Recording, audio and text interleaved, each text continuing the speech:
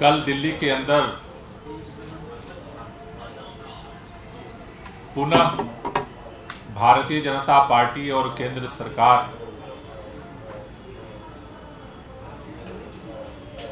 की डर और बौखलाहट का मंजर दोबारा दिल्ली ने देखा है। कल सुबह आम आदमी पार्टी के राज्यसभा सांसद संजय सिंह जी के घर पे सुबह सुबह जिस तरह से ईडी ने दस्तक दी, दिन भर वो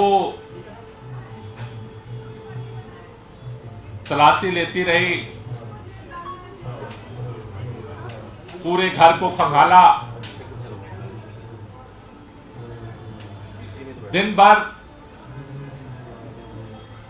ईडी पूरे टीम के साथ संजय सिंह जी के घर में जमी रही। लेकिन जैसे पहले मनीष सिसोदिया जी के घर पे हुआ था, 1 रुपया उनके घर पे नहीं मिला।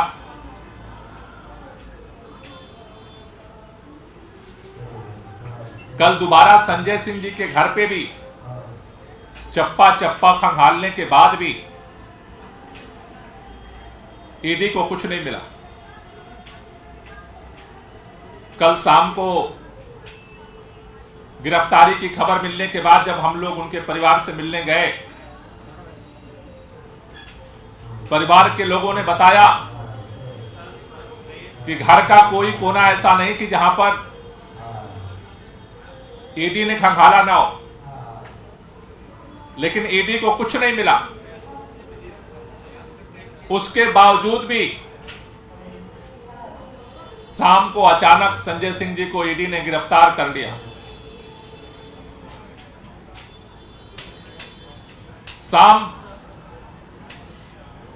शाम तक अधिकारी इस बात को कहते रहे कि ये जांच की प्रक्रिया है, पूरी हो जाएगी। अचानक ऊपर से निर्देश आया कि संजय सिंह को गिरफ्तार करो, और उनको गिरफ्तार कर लिया गया। आखिर ये गिरफ्तारी क्यों हो रही? मैं देख रहा हूं भारतीय जनता पार्टी के प्रवक्ता सुबह से वही बेसुरा राग अलाप रहे हैं जो 1.5 साल से अलाप रहे हैं। आपको याद होगा एमसीडी चुनाव से पहले भी भारतीय जनता पार्टी के नेता मीडिया में चिल्ला चिल्ला कर बोलते थे, तमाम तरह की झूठे खबरें प्लांट करवाते थे कि किसी तरह से दिल्ली के अंदर आम आदमी पार्टी को बदनाम किया जाए। क्यों? क्योंकि एमसीडी चुनाव में सारे सर्वे कह रहे थे कि भाजपा हार रही है। लेकिन पूरे देश ने इस बात को देखा है कि सारा तीन तिकड़म भारतीय जनता पार्टी का धरा के धरा रह गया। सारी झूठी खबरें, सारी अफवाहें, सारा झूठा प्रचार करते वो रह गए, लेकिन एमसीडी का चुनाव हार गए। आज देश में इंडिया गठबंधन बनने के बाद से एक नई परिस्थिति पैदा हुई है। देश के लोग जिस तरह से उम्मीद कर रहे थे कि देश के अंदर माननीय नरेंद्र मोदी जी की सरकार बेरोजगारी की समस्या का समाधान करेगी, भाजपा की सरकार फेल हुई, बेरोजगार दर दर भटक रहे हैं। भारतीय जनता पार्टी और नरेंद्र मोदी जी से लोग उम्मीद लगाए थे कि महंगाई कम हुई, लेकिन आज सबसे ज्यादा महंगाई मोदी जी की सरकार में हो चुकी है। लोग इस बात की उम्मीद लगा रहे थे कि देश के लोगों की गरीबी दूर होगी। आज लोगों को 2 वक्त की रोटी का जुगाड़ करना मुश्किल हो रहा है। उसके उलट पूरे देश के अंदर एक खौफ पैदा किया जा रहा है कि कोई भी अगर सरकार के खिलाफ बोलेगा तो हमारे पास ईडी है, हमारे पास सीबीआई है, हमारे पास आईटी है, हमारे पास पुलिस है, हम जवान को बंद कर देंगे। कल संजय सिंह जी ने कहा मरना पसंद है लेकिन डरना नहीं। आम आदमी पार्टी के एक नहीं, दो नहीं, पूरी पार्टी के सभी नेताओं को भी गिरफ्तार कर लोगे तब भी ना आम आदमी पार्टी पहले झुकी है आपके सामने और ना आगे झुकने वाली है। हम जेल जाने को तैयार हैं लेकिन आपके सामने झुकने को तैयार नहीं है। देश के लिए, संविधान के लिए, लोकतंत्र के लिए आवाज हम उठाते रहे हैं और आगे भी उठाते रहेंगे। आज देश के अंदर जिस तरह का माहौल बनाया गया है, जिस तरह से पत्रकारों को गिरफ्तार किया गया अचानक, जिस तरह से तृणमूल कांग्रेस के महिला सांसद को घसीट घसीट करके गिरफ्तार किया गया, पूरे देश ने देखा है। कल जिस तरह से बिना किसी सबूत के, बिना किसी वजह के ईडी ने संजय सिंह जी को गिरफ्तार किया, आज भाजपा के नेता कह रहे हैं कि और भी नेता गिरफ्तार होंगे। हमें भी पता है गिरफ्तार होंगे क्योंकि आपकी सारी कवायदें फेल हो रही हैं। चारों राज्यों के जो चुनाव होने जा रहे हैं वहां पर आप हार रहे हो और उस डर में आपने, मध्य प्रदेश ने, पूरा देश देखा है कि जिस तरह से आपको केंद्रीय मंत्रियों को विधानसभा चुनाव में उतारने के लिए मजबूर होना पड़ा है, यह आपके डर का सबूत है। जिस तरह से पूरा देश देख रहा है कि पूरा देश आपसे सवाल पूछ रहा है, भारतीय जनता पार्टी के पास कोई जवाब नहीं है। आपका डर दिख रहा है, आपकी बौखलाहट दिख रही है। आप तो चाहते हो कि आपके पास एक ही समाधान बचा है कि विपक्ष के नेताओं को जेल के अंदर भेज दो। आप कह रहे हो केजरीवाल को भी आप चाहते हो कि जेल के अंदर हम बंद कर दें। आप चाहते हो ममता बनर्जी जी को भी जेल के अंदर बंद कर दें। आप तेजस्वी यादव को भी चाहते हो कि जेल के अंदर बंद कर दें। आप वाईएसआर को भी चाहते हो कि जेल के अंदर बंद कर दें। आप तो पूरे देश के नेताओं को, विपक्ष के नेताओं को चाहते हो कि जेल के अंदर बंद कर दें। लेकिन जेल का इतिहास यही है कि अगर सत्ता लोगों को जेल में बंद करके चुनाव जीतने का सपना देखने लगे तो समझ जाओ कि उसकी जमानत जब्त होने वाली है। जब नेताओं की आवाज को सत्ता के दम पर चुप करा दिया जाता है तो देश की जनता ने इतिहास में भी अपनी आवाज को बुलंद किया है। और अगर आप ये सोचते हो कि उसी रास्ते पर चल के आपको एमसीडी की तरह चुनाव हारना है, वो भी कबूल है। आप गिरफ्तारियां करते रहो और लोकसभा चुनाव में आपके हार की तैयारियां जनता कर रही है।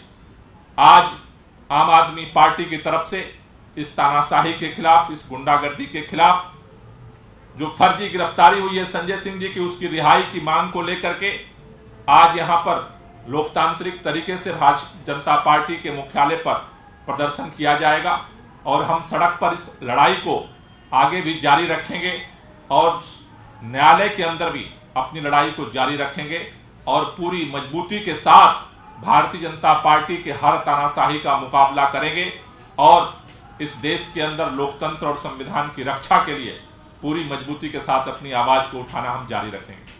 Thank you. कोई क्वेश्चन हो तो ले लीजिए। 15 सवाल हम फिर से अरविंद केजरीवाल और एएपी को पूछना चाहते हैं। यदि आपका कहना यह है कि आपके साथ वेंडेटा पॉलिटिक्स हो रहा है, आपके साथ केवल और केवल विद्वेषपूर्ण कार्रवाई हो रही है, झुंझुना तक नहीं मिला है। मार्च 2023 से मनीष सिसोदिया जेल में है, मार्च 2023, और उसके बाद कई बार अनेकों कोर्ट में जाने के बाद भी मनीष सिसोदिया को कोई राहत नहीं मिली है। उल्टा सीबीआई की कोर्ट ने उनके विषय में कहा है, और ये नोटेड है, ये पब्लिक डोमेन में है, एक फाइंडिंग है कि मनीष सिसोदिया प्रिंसिपल आर्किटेक्ट है शराब घोटाले के। ये फाइंडिंग है और मैं पढ़कर सुनाना चाहता हूं। ये 2023 के कोर्ट का ऑर्डर है। ये कहते हैं कुछ मिला नहीं। The payment of advance kickbacks of around 90 to 100 crore rupees was meant for him matlab Manish Sisodia, and other colleagues in the GNCTD, and 20 to 30 crores of the above have been routed through the co-accused Vijay Nair, Abhishek Boinpalli and approver Dinesh Arora, and in turn certain provisions of the excise policy were permitted to be tweaked. मतलब कि पैसे का लेन then हुआ है, ये court ने finding दी है। और उसके बाद जिस प्रकार से आपने उस पॉलिसी में बदलाव किया, ये कोर्ट ने एस्टैब्लिश्ड फाइंडिंग दी है। इसीलिए महीनों हो गए हैं, ना विजय नायर को राहत मिली है जो मनीष सिसोदिया से पहले जेल गए हैं, और ना मनीष सिसोदिया को राहत मिली। अभी संजय सिंह के मामले पर फैसला सुरक्षित है, उसमें भी बताया जा रहा था संजय सिंह के घर से कुछ नहीं मिला, झुनझुना भी नहीं मिला। अभी ईडी ने अपना पक्ष कोर्ट के सामने रखा है। निश्चित रूप से उनकी रिमांड नोट भी कोर्ट में रखी गई होगी, उसमें सारी जानकारियां भी होगी। और अभी जब परवेश जी ने आपको बताया है कि जो अभी तक की जानकारी सामने आई है कि 3 करोड़ रुपए का लेन देन हुआ है, उसमें से 1 करोड़ रुपए किसने दिए? 1 करोड़ रुपए इंडो स्पिरिट्स ने दिया। और ये इंडो स्पिरिट्स वही कंपनी है जिसको इस नई पॉलिसी में उसकी जो ब्लैक लिस्टेड कंपनी थी उसको ठेका नहीं मिलना था। उसके खिलाफ एक शोकॉज नोटिस भी जारी होता है 2021 में, परंतु जैसे ही ये पैसा आता है वैसे ही एक कार्रवाई बंद हो जाती है। यहां पर तो सीधा सीधा क्विड प्रो को दिख रहा है। ये क्विड प्रो को एस्टैब्लिश हो चुका है, परंतु आज भी वही टेप रिकॉर्डर लगाकर वही विक्टिमहुड कार्ड खेला जा रहा है। मैं पूछना चाहता हूं, क्या आपको याद नहीं है कि इसी प्रकार का विक्टिमहुड कार्ड जितेंद्र तोमर के लिए खेला गया था? यही अरविंद केजरीवाल बड़े इनोसेंटली आकर खड़े हो गए थे और कहने लगे ये जितेंद्र तोमर की तो मैंने डिग्री चेक कर ली है जी, ये सारा मीडिया का जो एक पूरा तंत्र है उनके पीछे लगा हुआ है जी, अगर ये भ्रष्ट है तो ये इन्होंने गलती की है तो इनसे मैं इसकी जिम्मेदारी लूंगा। इसके बाद क्या हुआ जितेंद्र तोमर का? यही गारंटी कार्ड उन्होंने दिया था ताहिर हुसैन के लिए, और संजय सिंह ने आकर प्रेस कॉन्फ्रेंस की थी, ताहिर हुसैन इनोसेंट है जी, बेचारा मुसलमान है इसलिए उसको प्रताड़ित किया जा रहा है। ये भाजपा के लोग इसी प्रकार से करते हैं। ताहिर हुसैन को कोर्ट ने आज तक राहत ही नहीं दी है, बल्कि यह भी कहा है कि अंकित शर्मा के मामले में और दिल्ली दंगों में वो की मास्टरमाइंड है। ये फाइंडिंग है कोर्ट की। यही विक्टिमहुड कार्ड मनीष सिसोदिया के लिए प्ले किया गया। आज मनीष सिसोदिया को 7 महीने से अधिक हो चुका है, कोई राहत नहीं मिली। और इसीलिए आज इस मंच से एक बार फिर से भारतीय जनता पार्टी की ओर से कुछ स्पष्ट और कुछ स्पेसिफिक सवाल जिसके जवाब आना अति महत्वपूर्ण है। कोर्ट से जो भी आता रहेगा, अब थोड़ी देर में संजय सिंह के मामले पर भी आ जाएगा फैसला सुरक्षित है, परंतु इररिस्पेक्टिव ऑफ दैट, इस शराब घोटाले को लेकर जो कुछ सवाल आज तक जिसके जवाब आए नहीं है, और इस सवाल को कई लोगों ने उठाया, परवेश जी ने भी उठाया, क्या धवन कमेटी रिपोर्ट के विरोध में जाकर आपने 2.5% से 12% कमीशन बढ़ाई ताकि ये शराब घोटालेबाजों को मुनाफा हो? क्या इसका कोई बेसिस था? हाँ या ना? क्या आपने धवन कमेटी की रिपोर्ट खिलाफ जाकर होलसेल जो है वो प्राइवेट सेक्टर को दिया, जिससे कि कार्टेलाइजेशन हुआ, मोनोपोलीज बनी? हाँ या ना? क्या आपने, जैसे मैंने बताया, ब्लैक लिस्टेड कंपनीज और मैन्युफैक्चरिंग कंपनीज को इसमें पार्टिसिपेट करने दिया जबकि सख्त मनाही थी? हाँ या ना? और इस ब्लैक लिस्टेड कंपनी में क्या इंडो स्पिरिट्स की खाओ गली को ठेका दिया गया था? उस पर शो कॉज जारी हुआ, उस शो कॉज पर क्या कार्रवाई आगे हुई? या जैसे ही 1 करोड़ रुपए संजय सिंह के पास पहुंचते हैं उसके बाद कार्रवाई बंद हो जाती है? क्या आप इसका जवाब दे पाएंगे कि अगर ये सारी चीजें वेंडेटा पॉलिटिक्स के माध्यम से हो रही है तो आपकी नई नई साथी बनी कांग्रेस पार्टी, कांग्रेस पार्टी ने तो आज भी, मैं दिल्ली कांग्रेस प्रदेश अध्यक्ष का बयान सुन रहा था, उन्होंने तो कहा कि ये शराब घोटाला हुआ तो है। कॉस्मेटिकली वो चाहे जो भी कह दे, चाहे अजय माकन हो, चाहे दिल्ली प्रदेश के उनके अभी अध्यक्ष लवली जी हो, चाहे कांग्रेस के अन्य नेता हो अलका लांबा जैसे, ये तमाम नेताओं ने कैटेगोरिकली कहा है मनीष सिसोदिया, अरविंद केजरीवाल, संजय सिंह और ये पूरा जो इकोसिस्टम है शराब घोटालेबाजों का, उन पर कार्रवाई होनी चाहिए। शराब घोटाला हुआ है। और क्या कांग्रेस ने आज इसका स्टैंड बदल दिया है? कल शाम से एक भी डिबेट पर कांग्रेस पार्टी नहीं आ पा रही, बुलाए जाने के बाद भी। अब ये पता नहीं क्यों, उनसे पूछा जाना चाहिए। क्या कोर्ट्स भी वेंडेटा कर रहे हैं क्या? मार्च से लेकर अब तक, सितंबर अक्टूबर से विजय नायर जेल में है 2022 से, तो क्या कोर्ट्स भी वेंडेटा पॉलिटिक्स कर रही है? इसका भी जवाब आज तक नहीं मिला। एक आरटीआई आई है, दिल्ली सरकार की ही आरटीआई, और उस आरटीआई में साफ साफ कहा गया है कि इस पूरे स्कैम में लगभग 2000 करोड़ रुपए का नुकसान दिल्ली सरकार के राजस्व को हुआ। यह पहला ऐसा स्कैम था जिसमें कि ये बता रहे थे वर्ल्ड्स बेस्ट पॉलिसी है। इसमें दारू की सेल तो बढ़ गई, लिकर की सेल तो बढ़ गई, परंतु रेवेन्यू घट गई। और रेवेन्यू घटने का कारण ही यही था कि आपने अपने अपने शराब घोटालेबाजों को बड़ा मुनाफा कमाने दिया और सरकारी तिजोरी में सेंधमारी कर दी। अगर घोटाला हुआ ही नहीं अरविंद केजरीवाल जी, तो पुरानी पॉलिसी पर आज क्यों चले गए नई पॉलिसी को आपने चेंज करके? और अभी पुरानी पॉलिसी को हाल ही में एक्सटेंड भी किया गया। अगर आपका घोटाला हुआ ही नहीं है, शराब घोटाला हुआ ही नहीं है, तो बताएं किस प्रकार से 144 करोड़ रुपए का वेवर दिया गया इन शराब घोटालेबाजों को, वो भी उस समय पर जब कोविड का पीक काल था। कोविड काल में दो ही काम हुए, एक तो शीश महल बना और दूसरा 144 करोड़ का कभी वेवर दे दिया अपने शराब घोटालेबाजों को, कभी 30 करोड़ की ईएमडी जो रिफंड नहीं करनी थी, जिसको सरकार को रखना था, तो एयरपोर्ट जोन के लाइसेंस के बदले उस ईएमडी को रिफंड कर दिया गया। क्या ऑपरेशनल पीरियड लाइसेंस का जो 1 अप्रैल 2022 तक था, इसको बिना ड्यू अप्रूवल के 31 जुलाई 2022 तक किया गया? नहीं किया गया। क्या रिलैक्सेशन करके इस पूरी नीतियों में एक एक मोहल्ले में 2 से अधिक ठेके खोलने की अनुमति दी या नहीं दी? कहीं मस्जिद के पास ठेका खोल दिया, कहीं मंदिर के पास, कहीं गुरुद्वारे के पास, कहीं स्कूल के पास। अस्पताल तो कितने बने हर मोहल्ले में मुझे नहीं पता, कितनी सेवाएं दी हर मोहल्ले में नहीं पता, पर हर मोहल्ले में 2 से अधिक ठेके खोलने का काम अगर किया गया तो अरविंद केजरीवाल के द्वारा किया गया। और कौन सी पॉलिसी के तहत पूछा गया